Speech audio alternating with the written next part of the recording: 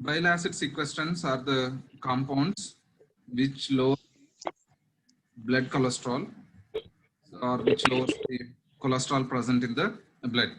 So the main compounds of these bile acid sequestrants include cholesterol.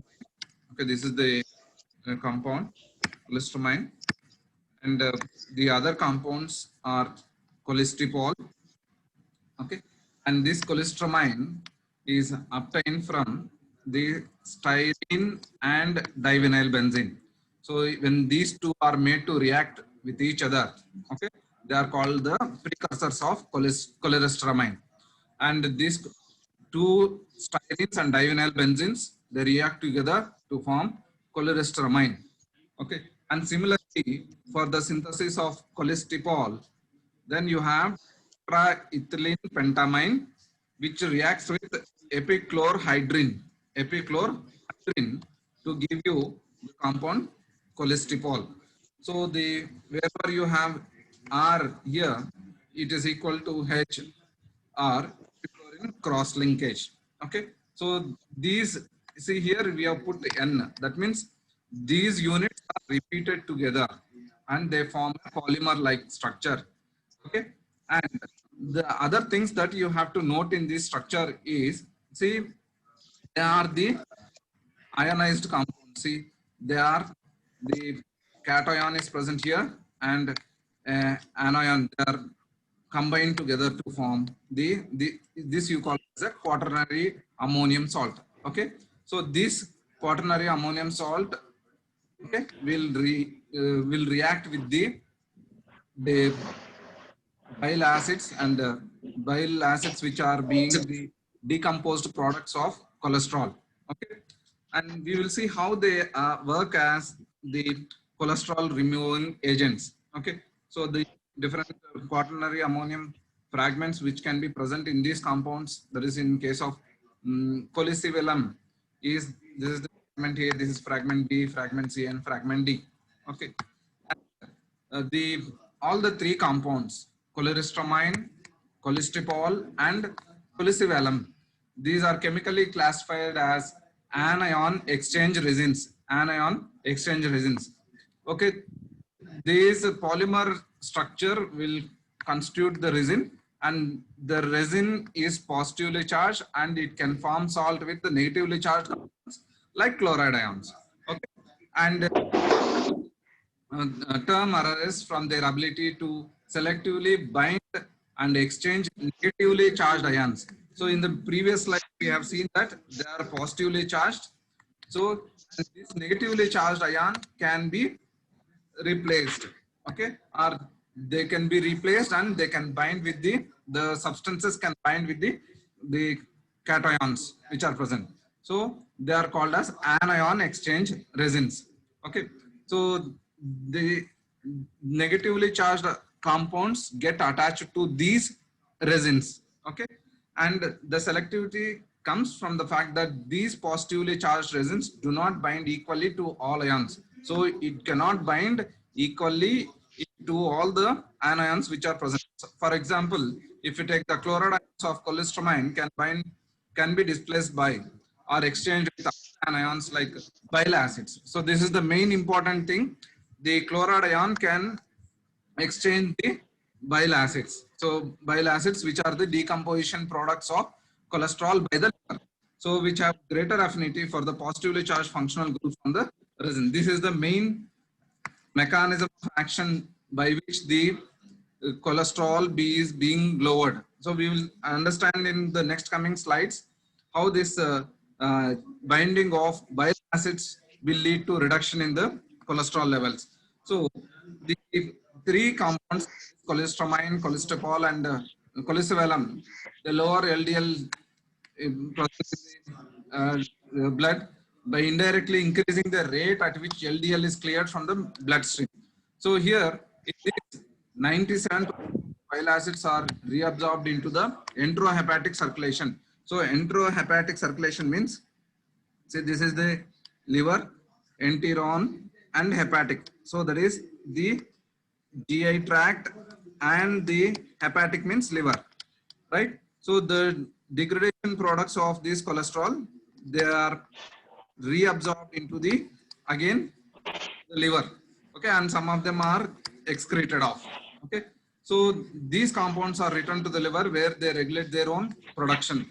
So when the bile acids are being they degraded and they are being sent into the, that is, external environment from the body, some of the amount of bile acids which are being excreted are sensed by the liver, and the liver controls the metabolism. So if the bile acids are present here, then what the liver does is, so it will negative feedback mechanism, we call it as negative feedback mechanism.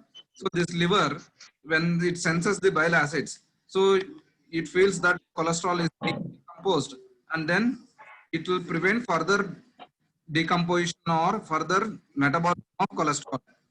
Okay, so what is the enzyme responsible for the decomposition of this or metabolism of cholesterol? It is 7 alpha hydroxylase is the enzyme which will decompose or which will metabolize cholesterol into cholic acid, which is called as the bile acid, and then it conjugates to give you glycocholate, a bile salt.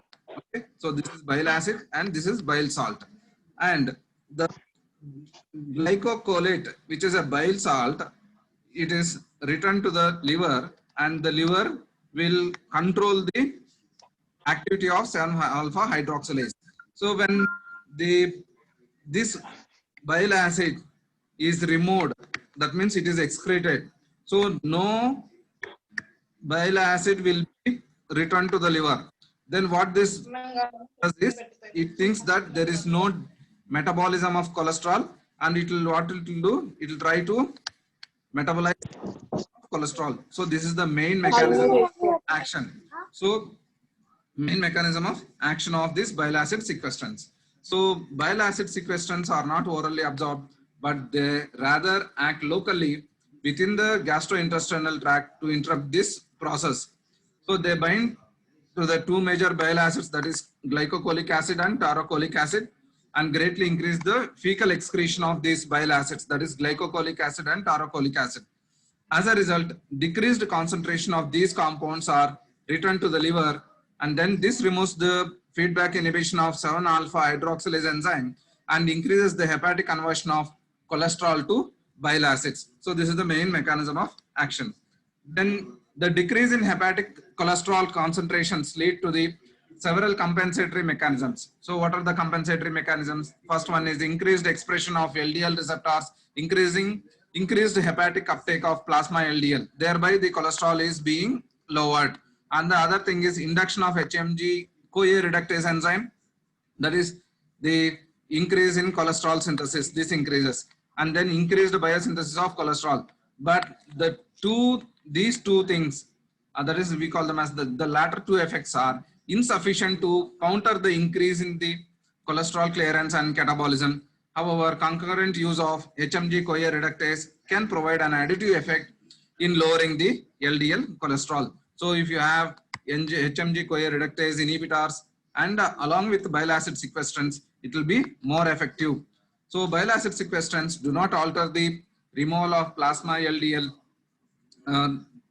from the blood through non-receptor mediator mechanisms, and thus are ineffective in treating homozygous familial hypercholesteremia. Then coming to the specific compounds, cholestyramine is a copolymer consisting primarily of polystyrene with a small amount of divinyl benzene cross-linking agent. So here, please note what is the cross-linking agent used in the cholestyramine, that is divinyl benzene. Divinyl benzene is the cross-linking agent. This is one of the important point that you should remember for the GPAT exam. Then in addition, it contains about approximately 4 milliequivalents of fixed quaternary ammonium groups per gram of resin. So this is also one of the importance. So how much is the amount of quaternary ammonium group present in cholestyramine per gram of resin? Then it is 4 milliequivalents. This you should remember.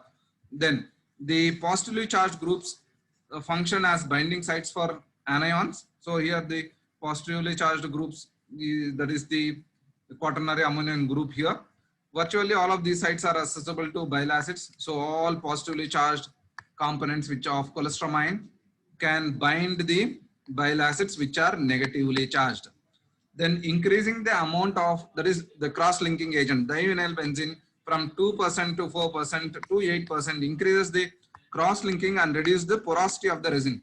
So when the resin is tightly packed, then what happens is, or you can say polymer, then the accessibility of the positively charges which are present in the resin is reduced. Why it is reduced? Because it is too much packed. So the bile acids cannot penetrate into the inner part. Only the surface part will be, or surface available active positively charged quaternary groups can only have access to the bile acids. So optimum is 2% is the optimum concentration of this divinyl benzene to form the polymer. If you use excess, then it reduces the capacity of bile acid sequestration and then thereby cannot reduce cholesterol levels drastically. This prevents binding of bile acids to interior sites and decrease the efficiency of the compound. So that is the main reason. So the optimum is 2% of the cross-linking agent, that is divinyl benzene, must be used to have the optimum bile acid sequestrants in case of cholestyramine. Then the other compound is cholesterol. So this is a copolymer of tetraethylene pentamine. So tetraethylene pentamine. There we had the divinyl benzene and the uh, the that is polystyrene link with the help of linking agent divinyl benzene. And here you have the tetraethylene pentamine, and which reacts with epichlorhydrin and is marketed as the hydrochloride salt. So even in cholestyramine also it was the hydrochloride salt. Okay. The key functional groups on cholestyramine are the basic, secondary and tertiary amines. So in case of cholestyramine, you had the quaternary, but in this it is the secondary and tertiary amines. So this is the secondary amine and this is the tertiary amine. So these are the groups which can bind the bile acids, that is at the acidic conditions they are converted into the respective positively charged substances, and then they can interact with the base, that is the bile acid, which are negatively charged. So total nitrogen content of cholesterol is greater than cholestyramine. The functional anion exchange capacity of the resin depends on the intestinal pH. So very important here, because as such these compounds are neutral, they don't have any charge, but when they are in presence of acidic pH, or when the pH is low, that means highly acidic, then these groups become the positively charged ones. Okay, so that's why the capacity of, because the number of nitrogens present in the cholesterol is greater, and naturally there will be more number of the uh, ionized positively charged nitrogens, and thereby higher amounts of bile acids can be accommodated by this cholesterol. Okay, so if the pH is acidic, greater the capacity of ionization and greater the amount of bile acids binding to the cholestyramine. Comparative in vitro studies indicate that cholestyramine has a higher absorption capacity than cholesterol for bile acids. Then quaternization of cholesterol with methyl iodide increases the capacity in vitro for glycocholates. Okay. Then coming to the pharmacokinetic parameters, metabolism and dosing of these compounds. So cholestyramine, cholesterol and cholecyvalum are not orally absorbed.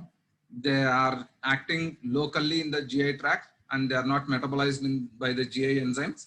So they are excreted in the fecus or in the feces as an insoluble complex with the bile acids. They form a complex with the bile acids, and this bile acids complexation is not absorbed into the body. They are excreted in the feces. Their onset of action occurs within 24 to 48 hours. However, it may take up to 1 month to achieve the peak response. Then each packet or a scoop of cholestyramine is equivalent to 4 grams of cholestyramine. Okay, so one scoop or one packet of it contains 4 grams of cholestyramine. The recommended daily dose for the treatment of hypercholesterolemia is 8 to 16 grams, that is 2 to 4 packets or scoops per day divided into 2 doses and taken with meals. So this cholestyramine must be taken along with the meals. The maximum daily dose for hypercholesterolemia is 24 grams. So it can go up to 4 grams. So here the points that you have to remember is that the complex which is formed is not absorbed. It is excreted in the feces. This is one important thing. So that is the one scoop of it, that is it contains about 4 grams of cholestyramine, and daily dose you can have 8 to 16 grams into 2 divided doses, and they must be taken along with food, and the maximum amount that can be taken is 24 grams, okay, with the cholestyramine. Then coming to the cholesterol, it is available as either granules or or 1 gram tablet form, either grams or 1 gram tablet form. The granules should be taken in a manner similar to that described for cholestyramine powder. So, and the starting dose for the granules is 5 grams. There it was 4 grams. Now here it is 5 grams once or twice daily. Okay. So means if it is twice daily, it comes to 10 grams. Whereas in case of the cholestyramine, we have seen it comes to 8 grams. The dose can be increased from 5 grams increments every 1 to 2 months until therapeutic goals or maximum of 30 grams can be reached. In case of cholestyramine, the maximum amount that can be given was 20, but in case of cholesterol, it is 30 grams per day. The starting dose for the tablets is 2 grams once or twice daily. This dose can be increased 2 gram segments up to maximum of 16 grams. So 16 into 2, it comes around 32 grams or 30 grams. Okay, 32 grams. And patients must be advised that cholesterol tablets should not be chewed. So you should not, if you are using the tablets of cholesterol, they should not be chewed. Okay, right? They should be swallowed, or they should not be crushed, or they should not be cut, and we should be taken along with plenty of water. Right. Then the therapeutic applications of these bile acid sequestrants, okay, they are indicated for the treatment of hypercholesterolemia in patients who does not respond to the dietary modifications or exercise. They may be used either alone or in combination with HMG-CoA reductase inhibitors and as well as niacin, which is another cholesterol reducing agent. These combinations often can achieve 50% reduction in plasma LDL levels. So as we know that LDLs are lethally dangerous lipoproteins, so they mainly reduce the LDLs. So cholestyramine is also approved for relief of pruritus associated with the partial biliary obstruction, whereas cholesterol and cholestyramine are approved for adjuvant agents to improve glycemic control in patients with type 2 diabetes mellitus. Then bile acid sequestrants are used mainly to treat hyperglyceridemias. Okay, so sorry, should not be used for treatment of hyperglyceridemias. Only they must be used in the treatment of cholesterolemias or mixed hyperlipoproteinemias. These two diseases cannot be treated by these bile acid sequestrants, in which this hypertriglyceridemia is the primary concern. So you cannot use for TGs, triglyceride, excess of triglycerides. In such conditions, you should not use these things. So these compounds also are contraindicated in patients with cholelithiasis. So important thing, cholelithiasis means the precipitation of this bile salts, okay, in the biliary obstruction or tube because of the impaired secretion of bile acids caused. This condition is known as cholelithiasis. Like similar to that you have in the salts of citrates in kidneys. Here we have the precipitation of salts of these bile acids. Then finally, cholesterolemia and cholesterol are contraindicated in patients with primary biliary cirrhosis because this can further raise serum cholesterol levels. Okay, and then coming to the adverse effects, see, they are not orally absorbed. They produce minimal side effects. That is systemic side effects because they are not absorbed.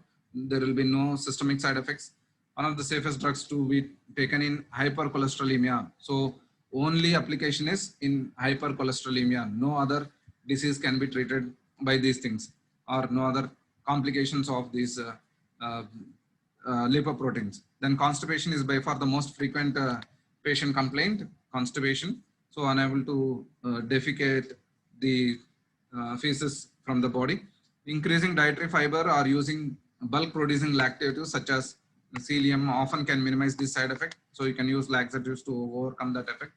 And other gastrointestinal symptoms such as bloating, then abdominal discomfort, then these are few things which can be which disappear once it is taken for a longer periods.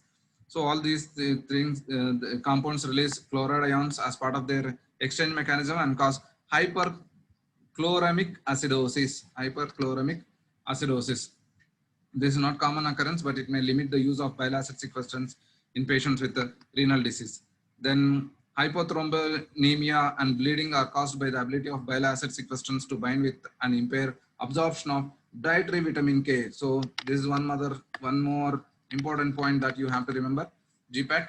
So vitamin K can be depleted because the vitamin K which is present in the food is being binding with these bile acid sequestrants, and it is not available to the body for the what is called as the clotting process. So these effects are rare, but they may limit the use of these agents in patients with pre-existing clotting disorder and in those being concurrently threatened with treated with anticoagulants. Okay, so this is about